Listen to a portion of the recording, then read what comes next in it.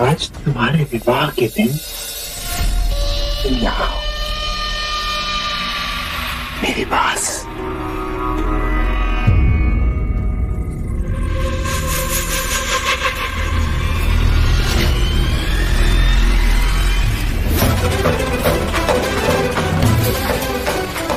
स्मरण है कुमार देवकर, उस दिन रंग भवन में मैंने भी बिनती की, हाथ जोड़े गिड़गिड़ाई और आपने मनमानी की। आज एक स्त्री ने अपनी मनमानी की। तू यहाँ कैसे आई? बोल। मैंने तुम्हारी और कार्तिक की सारी बातें सुन ली।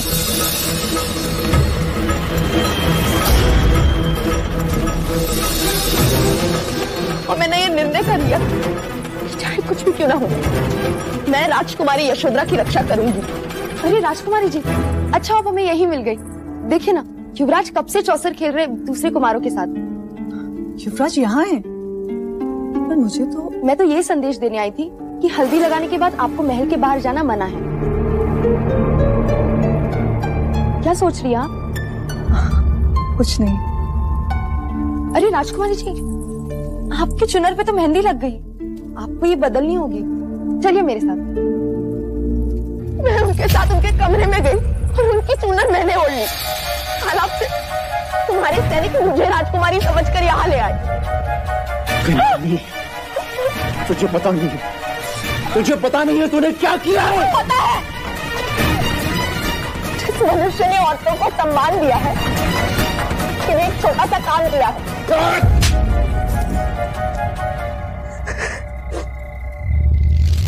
युवराज की होने वाली पत्नी के सम्मान की रक्षा की है मैंने। तेरी रक्षा कौन करेगा? उस बात की चिंता होती तो यहाँ तक आते ही नहीं। चाहूं तो इसी क्षण तेरे प्राण ले सकता हूँ। प्राण? वो तो उसी दिन खो दिए थे, जिस दिन गणिका कहलाई। खेल तो तुमने बहुत अच्छा रचाया था कुमार, पर भाग्य के पास से पलटते देर नहीं लगती। भाग्य के पास से पलटते देर नहीं लगती जी। तुम यशोधरा को कभी हासिल नहीं कर पाओगे।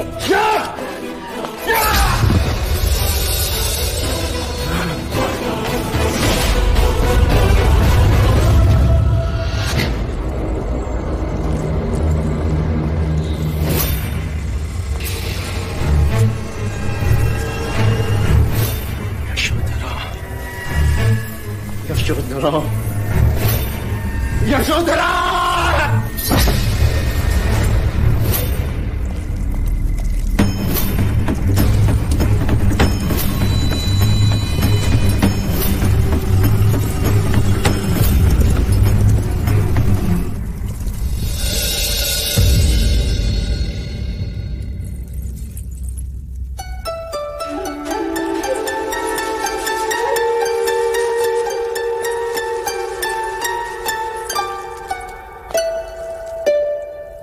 इतना एक चित्त होकर क्या काम कर रहे हो प्रजापति? मैं ये देख रही हूँ कि ये आभूषण सिद्धार्थ के वस्त्र के अनुरूप है भी या नहीं। लेकिन ये काम तो लौशिका भी कर सकती है ना प्रजा? नहीं अमिता दीदी, मैं नहीं चाहती कि सिद्धार्थ के विवाह में कोई त्रुटि रह जाए। अंततः ये महाराज शुद्धोधन के पुत्र का विवाह है। परंतु एक त्रुटि है महादेव। वो क्या देव? मैंने भारतवर्ष के सारे राजा महाराजाओं को विवाह का निमंत्रण भेज दिया है, परंतु एक राजा रह गया।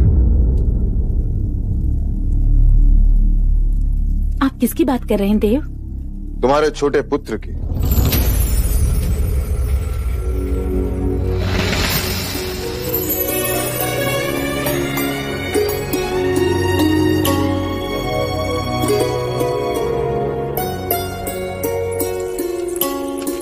प्रजा, सिद्धार्थ के पालन पोषण में तुम इस तरह डूब गई कि तुम भूल गई कि तुम्हारा भी अपना कोई पुत्र है। किसी ने ताना क्या मार दिया कि सौतेले पुत्र का ध्यान कैसे रखोगे, तो अपने संतान की बलि चढ़ाती। दूसरा पुत्र हुआ तो उसे आंखों से दूर कर दिया। ये कहकर कि जब तक सिद्धार्थ बड़ा नहीं हो जाता तब तक मैं उसे वापस नहीं बुलाऊंगी। मैंने माया दीदी को वचन दिया था कि मैं सिद्धार्थ का ध्यान लेकिन अब सिद्धार्थ बड़ा हो गया है प्रजा।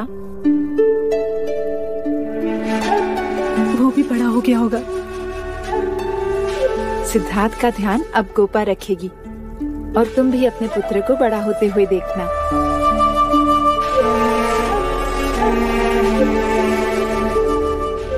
मुझे तो अब ये भी ज्ञात नहीं कि मैं उसे क्या कह के पुकारूंगी। नंद, नंद कहकर पुकारो उसे। नंद? माँ,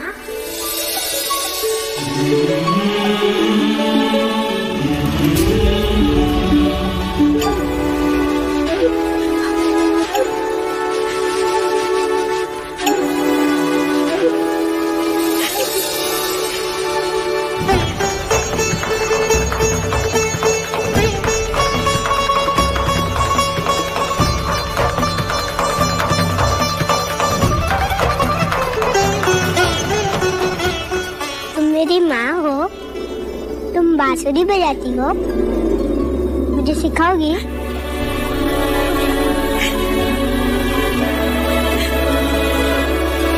भैया, कहते हैं कि एक स्त्री दूसरी स्त्री का बखान होते नहीं सह सकती, पर आज जगत की सारी स्त्रियां इस स्त्री के सामने नतमस्तक हैं।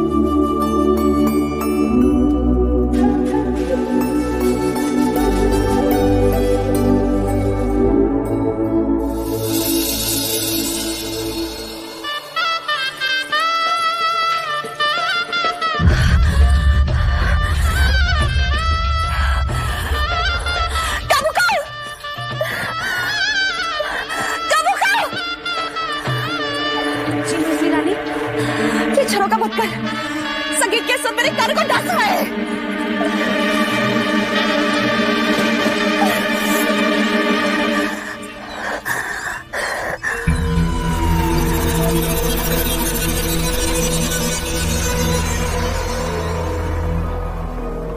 कुमार देवता महल लौट आए? नहीं मंजली रानी, रात की गए हैं, अभी तक नहीं लौटे।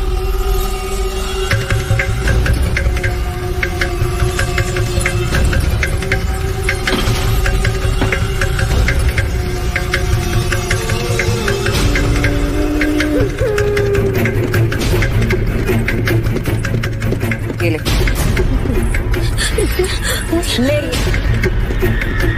तो जानती है इसने क्या? मैं तो अच्छी तरह से जानती कि तुझे क्या करना है। जा यहाँ से। मंगला दीदी,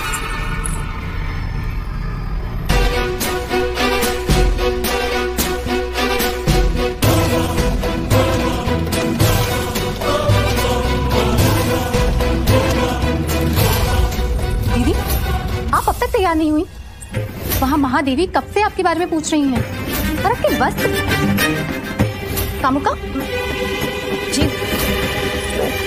मैं तो कब से कह रही हूँ, परंतु मंजली रानी है कि कुछ मेरी ठिठोली कर रही है। कुमार देवता का विवाह हो रहा है जो मैं श्रृंगार करूं? नहीं जाना मुझे किसी भी विवाह। जा यहाँ से।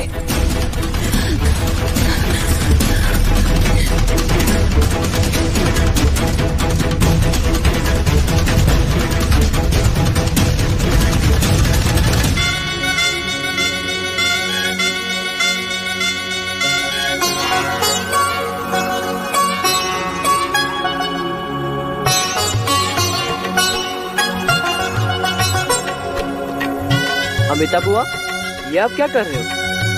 तुम्हारे भैया की नजर उतार रही हूँ छोटे राजा। मेरे जवाई को किसी की नजर ना लगे। अरे बुआ, यशोधरा की तो नजर लगी है, इसलिए तो युवराज आपके जवाई बने।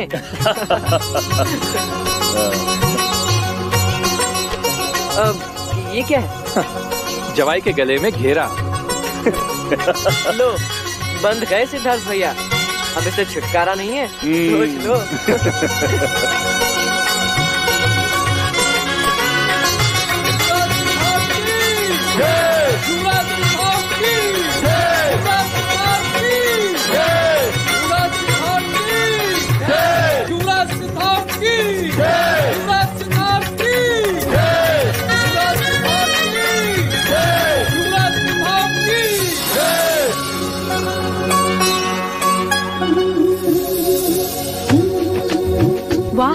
देखो तो कितना गहरा रंग आया है।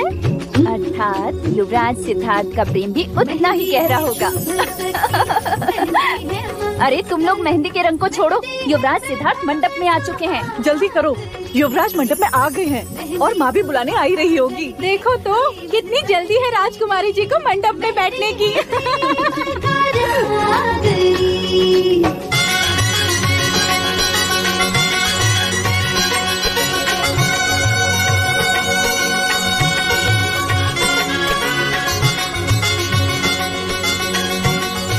विभा जी, मंगला दीदी नहीं आई? नहीं महादेव। क्यों? वो विवाह में सम्मिलित नहीं होंगी। लेकिन क्यों? मैंने कहा था ना, मंगला विवाह में कोई विघ्न न उत्पन्न करे तो ही अच्छा। अमिता दीदी, आप चिंतित न हो, मैं आपके बड़े भैया के साथ जाती हूँ, फिर देखती हूँ कि मंगला दीदी कैसे रूठी रहती हैं।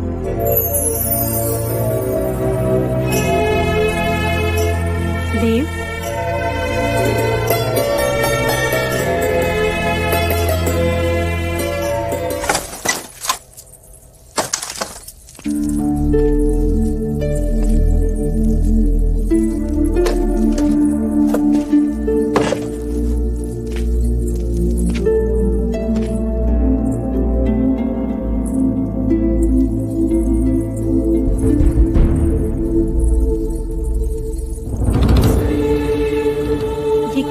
दीदी, आपने अब तक श्रृंगार नहीं किया?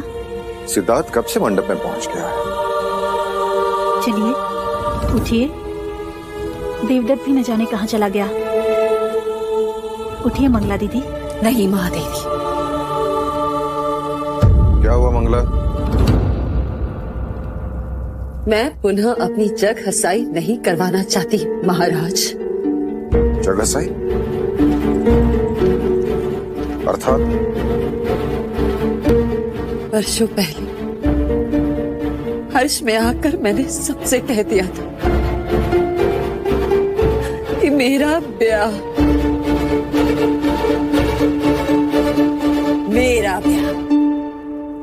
शाक्य शिरोमणि महाराज शुद्धोधन के साथ होने वाला है, परंतु मेरी जगह साई हुई। यदि आज मैं विवाह में आई तो लोग मुझ पर हंसेंगे नहीं, कहेंगे मंगला को तो कोई लाज लज्जा है ही नहीं, बड़ी बड़ी बातें कर रही थी। मेरे पुत्र देवदत्त का विवाह यशोधरा के साथ होगा, परंतु उसका विवाह तो आज सिद्धार्थ के साथ हो रहा है।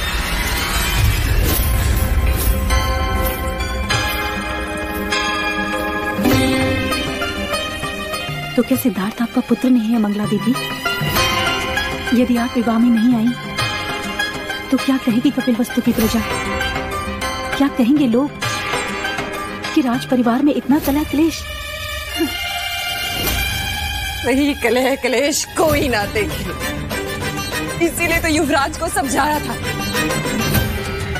एक कन्या के लिए दो भाइयों में इतना संघर्ष क्यों? परंतु आपने भी उन्हें नहीं रोका, उलट स्वयंवर के लिए उन्हें प्रोत्साहित किया, क्योंकि अब मेरे देवदत्त के लिए आपको पहले जैसा स्नेह नहीं रहा। गलत धारणा है तुम्हारी। मेरे लिए आज भी देवदत्त और सिद्धार्थ में कोई अंतर नहीं। हाँ मंगला दीदी, महाराज के लिए आज भी वो दोनों कपिलवस्तु की दो आंखें हैं। सत्य कहा महादेवी, दो आंखें हैं, परंतु एक दाहिनी और दूसरी बाईं। एक चगुत तो दूसरी अपशगुत। एक जाकियों के सिंहासन पर बैठेगा और दूसरा वही सिंहासन के सामने नतमस्तक। युवराज को यशोधरा में सिंहासन मिलेगा और मेरे देवदत्त को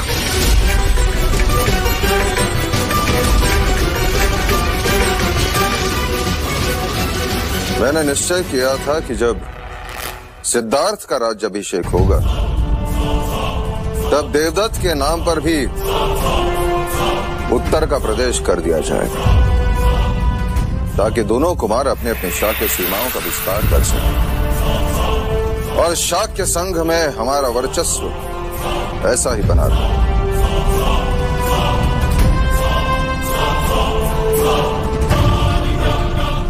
क्या मैं इसे एक वचन समझूं? क्या आपको महाराज के वचन पर संदेह है?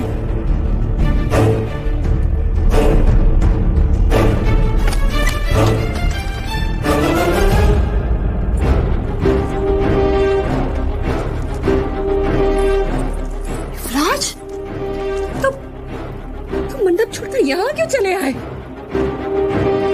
क्योंकि आपसे एक प्रश्न करना था। प्रश्न? क्या नाते केवल रक्त के होते हैं? यदि वो रक्त के ना हो तो संबंध नहीं होते।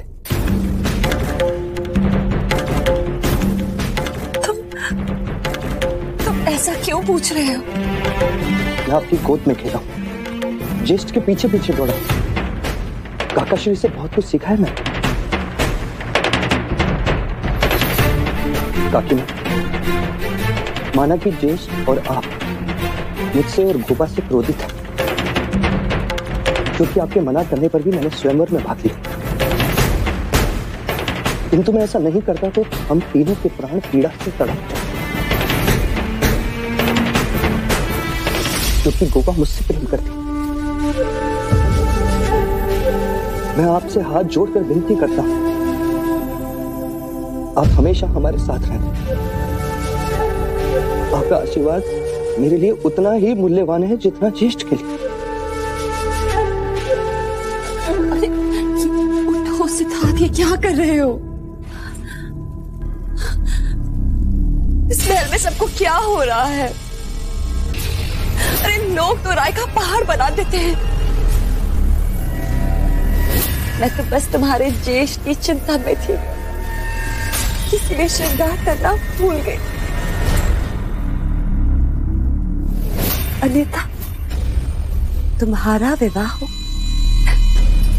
और तुम्हारी काकी मां ना आए, ऐसा हो सकता है? महादेवी, कुछ समझाइए ना इसे। आप जाइए, मैं शीघ्र ही आती।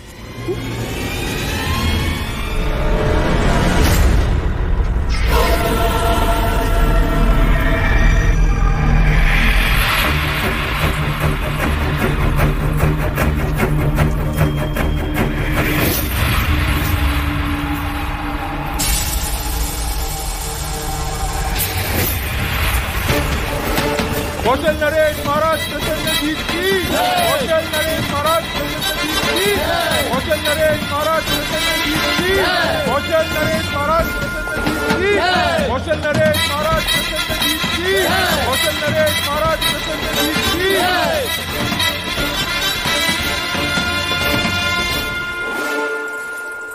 पधारिए, पधारिए महाराज प्रसन्नजीत।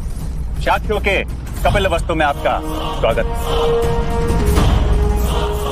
आपको रथ से उतरते देखा तो एक पल यही लगा कि शत्रु का रथ यहां कैसे।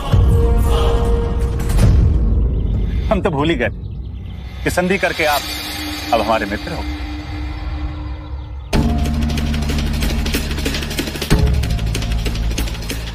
हम मित्र के साथ मित्र हैं, शत्रु के साथ शत्रु, परंतु आदर हम दोनों का करते हैं। यदि ये बात सत्य है कि आप हमारे मित्र हैं, तो हमारे साथ द्वार पर खड़े होकर हमारे अतिथियों का स्वागत इन फूलों से कीजिए। दीजिए। क्या मैंने कुछ अनुचित कहा मित्र? नहीं राजा द्रोणादन, आज मंगल अवसर आपके द्वार पर, कल हमारे द्वार पर हो सकता है। कपिल वस्तु में आपका स्वागत है कौशल नरेश।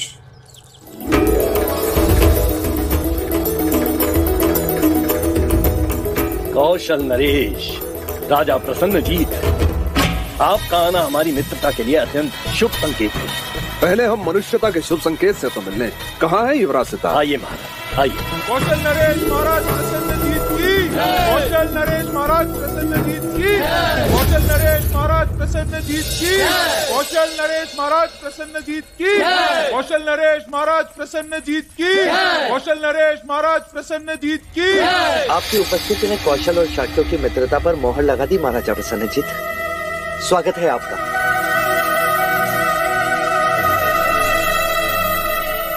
अच्छा हुआ आप शीघ्र आ गए। हमारे ज्येष्ठ देवदत्त अभी तक आए नहीं, तो आपको ही वर के मित्र के कर्तव्य निभाने होंगे। आइए। कौशल नरेश महाराज प्रसन्नजीत की। कौशल नरेश महाराज प्रसन्नजीत की। कौशल नरेश महाराज प्रसन्नजीत की।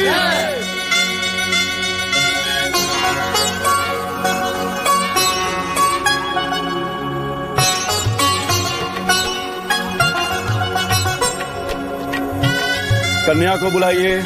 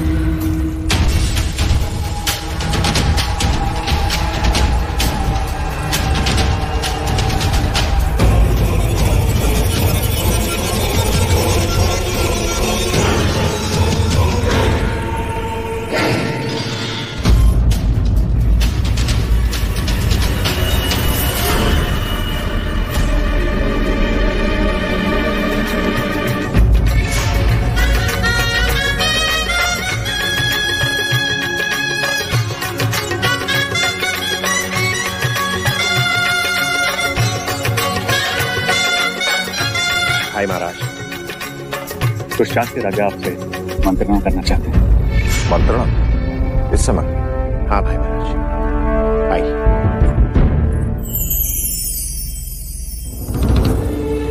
क्या शाक्य राजाओं के मान सम्मान में कोई त्रुटि रह गई जो? महाराज शुद्धोधन, आपने पुनः मनमानी की है। मनमानी? उन शाक्यों के शत्रु प्रसन्नजीत को आपने विवाह में कैसे आमंत्रित किया? परंतु वो शत्रु के रूप में नहीं, मित्र के रूप में आया है। परंतु कौशल नरेश के साथ मित्रता है शत्रुता, इसका निर्णय तो शाक्य संघ की बैठक के पश्चात होना है। फिर आपने प्रसन्नजीत को विवाह में आमंत्रित कैसे किया? युवराज सिद्धार्थ ने हमसे अधिक सम्मान प्रसन्नजीत को दिया। हाँ, उसको अधिक सम्मान देकर हमें अपमानित किया है। अपमानित किया है आपने, अपमानित किया है। आप मेरा विश्वास करें, मेरा हर प्रयास शाक्यों के हित में होता है, ना कि उनके विरोध में। क्षमा करें महाराज, हमें आपका ये प्रयास दिखाई नहीं देता। हाँ, नहीं दिखाई देता। आपको प्रसन्नजीत की मित्रता मुबारक। अब हम और यहाँ नहीं ठहर सकते। हमारे गुरु कहते थे कि भोजपत्र पर यदि राजनीति लिखा, उसे उल्टा कर देखो तो कूटनीति नजर आती। आपने शाक्य राजा की राजनीति देखी है, कूटनीति नहीं। हमने उसे विवाह का आमंत्रण दिया, परंतु उस आमंत्रण को स्वीकार कर लाचार होकर प्रसन्नजीत को कपिलवस्तु आना पड़ा। ये नहीं देखा। अश्वमेध की इच्छा रखने वाला नरेश कैसे सबसे आंख मिलाएगा, ये नहीं देखा। आपने हमारा दिया हुआ सम्मान देखा, परंतु होने वाला अपमान नहीं देखा।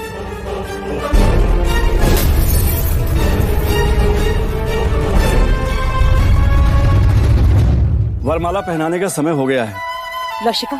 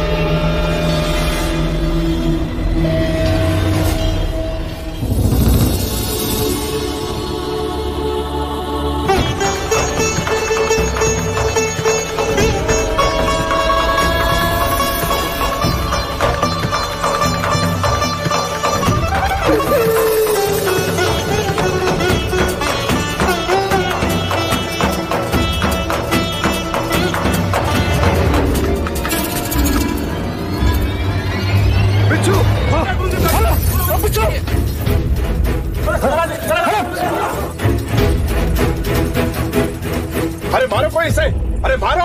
युवराज इसे कुचल देना चाहिए। बिच्छू है, शत्रु है। ये शत्रु नहीं, मात्र एक जीव है। जिस तरह हम मनुष्य अपने बचाव के लिए शस्त्र उठाते हैं, उसी तरह ये जीव आत्मरक्षण के लिए डसते हैं। ये जीव मात्र की स्वभावगत भीरुता है कौशल नरेश, और कुछ नहीं। चलना, जाओ इसे बाहर वन में छोड़ो। अरे शिव शिव शिव शिव शिव शिव शिव शिव शिव शिव शिव शिव शिव शिव शिव शिव शिव शिव।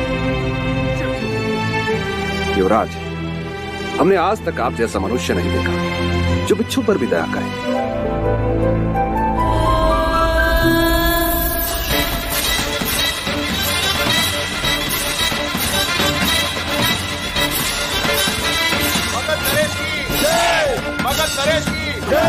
मगध नरेश की भाई महाराज, मगध नरेश महाराज बिंबिसार आ चुके हैं। चलो।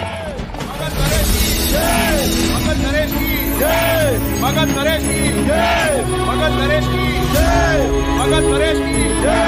मगध नरेश की मगध नरेश की मगध नरेश की। हमारा आमंत्रण स्वीकार कर यहाँ उपस्थित होना हमारे लिए अभिमान की बात है मगध नरेश। उपस्थित तो होना ही था। पराक्रमी राजाओं की संगत किसे अच्छी नहीं लगती, और आप तो केवल पराक्रमी ही नहीं, हमारे पड़ोसी भी हैं। आपने जिस प्रकार अति महत्वाकांक्षी कौशल नरेश को पाठ पढ़ाया है, वो प्रशंसनीय है।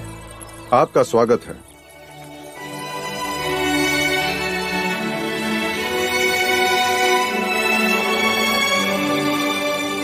महाराज, हमें लगा आपके साथ हमारी बहन वैदेही भी होगी। महाराज प्रसन्नजीत, आपको हमें यहाँ देखकर अत्यंत प्रसन्नता हुई। आपने शाक्य के साथ संधि करके अत्यंत बुद्धिमानी का काम किया है। स्वागत है आपका, पधारे।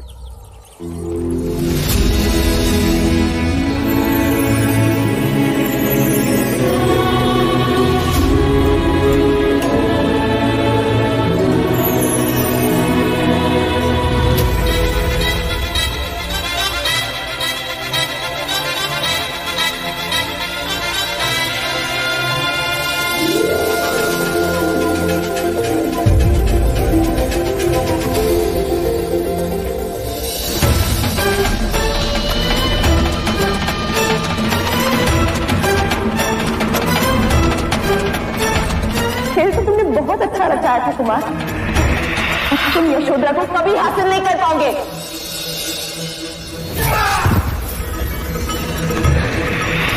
आगे के बाद से पलटने में देर नहीं लगती जी।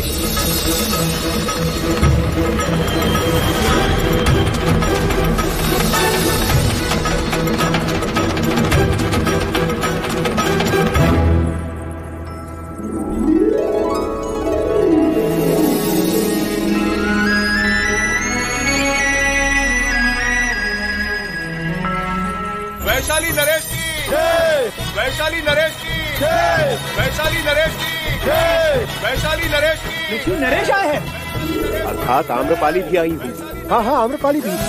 वैशाली नरेश की वैशाली नरेश की वैशाली नरेश की वैशाली नरेश। स्वागत है लक्ष्मी नरेश, स्वागत है आप।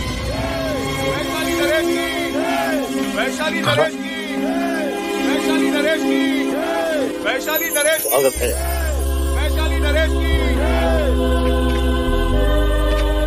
क्षमा कीजिए, रास्ते में देर हो गई, लेकिन मैं अपने दिए हुए वचन के अनुसार वैशाली की नगर वधू आम्रपाली को साथ लाया। आपने वचन निभाकर हमें सम्मानित किया। ऐसे प्रसंग को एक और नाम देना चाहिए, राजाओं का मिलन उत्सव। लक्ष्मी नरेश, जब से हम यहाँ आए तब से सभी की जीवा पर जैसे आम्रपाली ही नाच रही। क्यों ना हो, संपूर्ण भारतवर्ष में उस जैसी कुशल नृत्यांगना और सौंदर्यवती है कहाँ?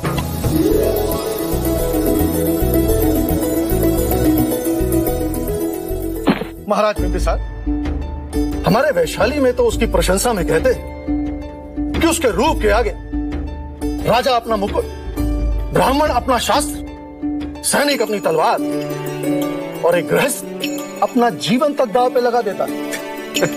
अति प्रशंसनीय। और हम कैसे मान ले? वो आम्रपाली है, वैशाली की नगर वधू। चाहे तो देखकर परख सकते हैं। आपके बखान में अर्थ कम घमंड अधिक है। वो तो है। बड़े बड़े क्षत्रियों का पुरुषत्व वो अपने सौंदर्य के तराजू में तोल लेती है। अब तो अवश्य देखना पड़ेगा किसका पल्ला भारी।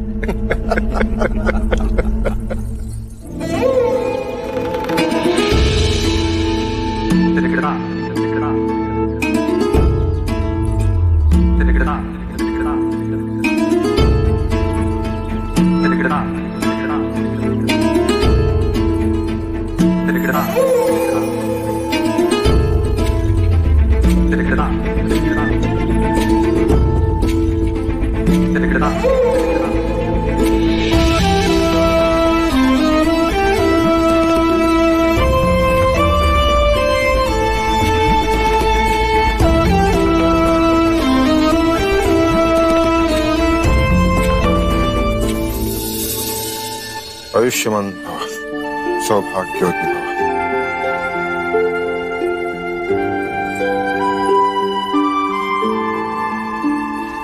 सदा सुखी रहो।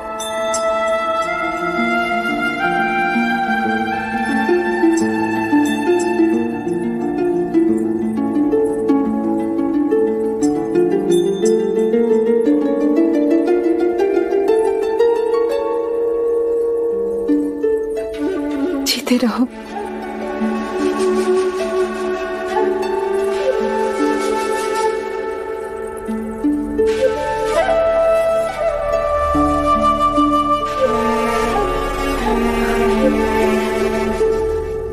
प्रजा, आज से तुम यशोधरा की मां हो। इससे किसी भी तरह की मर्यादा भंग हो जाए तो क्षमा करना। समझना कि मेरे पालन पोषण में कोई क्षति रह गई। नहीं अमिता दीदी,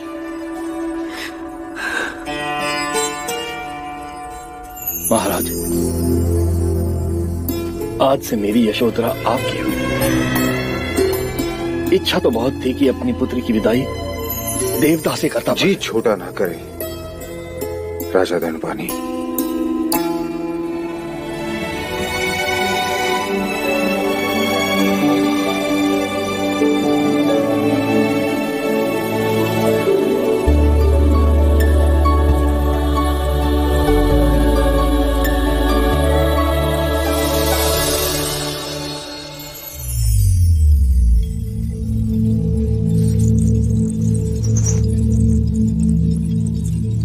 देवी, मगध नरेश बिंबिसार आपसे भेंट करना चाहते हैं। मगध नरेश,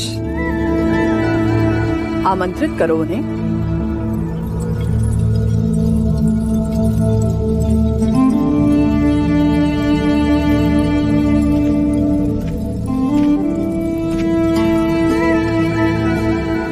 मगध नरेश का स्वागत है।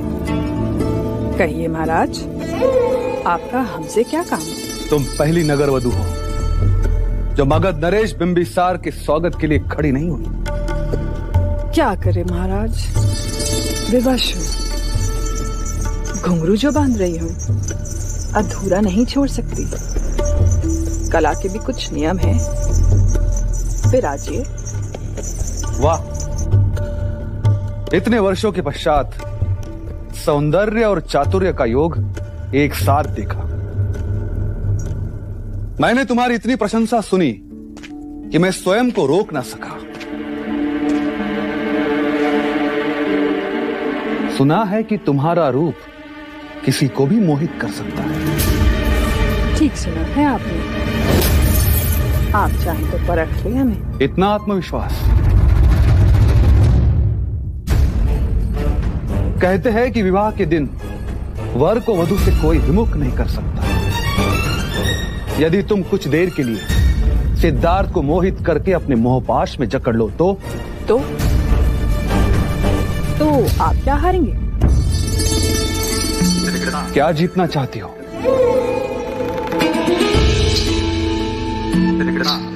अवसर तो ऐसा है कि चाहूं तो मगध मांग लूं, लेकिन अगर मगध नरेश भी मिल जाए तो भी बहुत क्या चाहती हो?